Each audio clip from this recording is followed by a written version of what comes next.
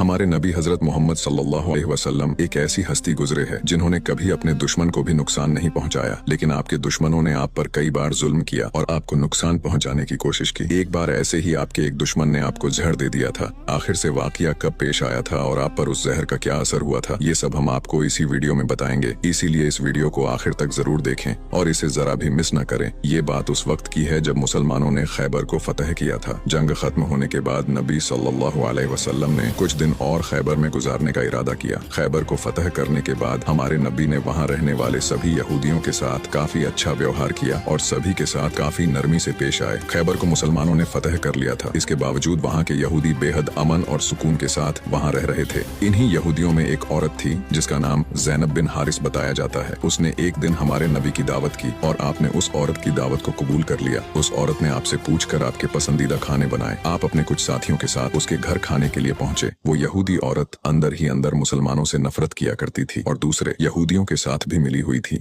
जो मुसलमानों के दुश्मन थे। उस औरत ने खाने में पेश होने वाले बकरी के गोश्त में जहर मिला दिया था। जब जहर से भरे उस गोश्त को आपके सामने पेश किया गया और आपने खाने के लिए एक निवाला उठाया और अपने मुंह में रखा तो आप समझ गए कि इसमें जहर मिला हुआ है। आपने तुरंत अपने साथियों को खाना खाने से रोक दिया और कहा कि इसमें जहर मिला हुआ है, लेकिन अफसोस के आपके कुछ साथी उस वक्त तक कुछ गोश्त खा चुके थे जिसकी वजह से उनकी शहादत हो गई। कहा जाता है कि जहर के बारे में हमारे नबी को उस जहर की बोटी ने ही खबरदार किया था। इस वाक़े के बाद उस औरत के साथ साथ उसके सभी साथियों से पूछताछ की गई तो उन्होंने न सिर्फ अपना गुनाह कबूल किया बल्कि ये भी कहा कि हमने आपके साथ ये इसलिए किया क्योंकि हम ये देखना चाहते थे कि आप अल्लाह के सच्चे नबी हैं या नहीं। अगर आप अल्लाह के सच्चे नबी हैं तो इस जहर का आप पर असर नहीं होगा और अगर आप अल्लाह के नबी नहीं हैं तो हमें आपसे छुटकारा मिलेगा। ये बात तो सब जानते हैं कि हमारे नबी ने कभी किसी से बदला नहीं लिया, जबकि आप पर कई बार बहुत जुल्म किया गया जिसके बारे में कोई सोच भी नहीं सकता। लेकिन जब उस जहर की वजह से आपके सहाबा की शहादत हुई थी तो कानून के मुताबिक उस औरत को भी कत्ल कर दिया गया। लेकिन कुछ रिवायतों में आता है कि उस औरत ने खुदकुशी कर ली थी। वही कुछ रिवायतों में कहा जाता है कि उस औरत को माफ कर दिया गया था। इस बारे में कई मुफस्सरीन अपनी अलग अलग राय रखते हैं। एक हदीस में हजरत आयशा फरमाती है कि जब नबी सल्लल्लाहु अलैहि वसल्लम की जिंदगी के आखिरी दिन चल रहे थे और आप बीमार रहा करते थे, उस समय आप कहा करते थे कि खैबर में जो मैंने जहर से मिले हुए गोश्त का टुकड़ा खाया था उसका दर्द मैं आज भी महसूस कर सकता हूँ। ये बात कई किताबों से साबित है कि उस जहर का असर हमारे नबी के आखिरी दिनों में देखा गया था और इसी जहर के असर ने आपकी वफात में एक अहम किरदार अदा दिया था।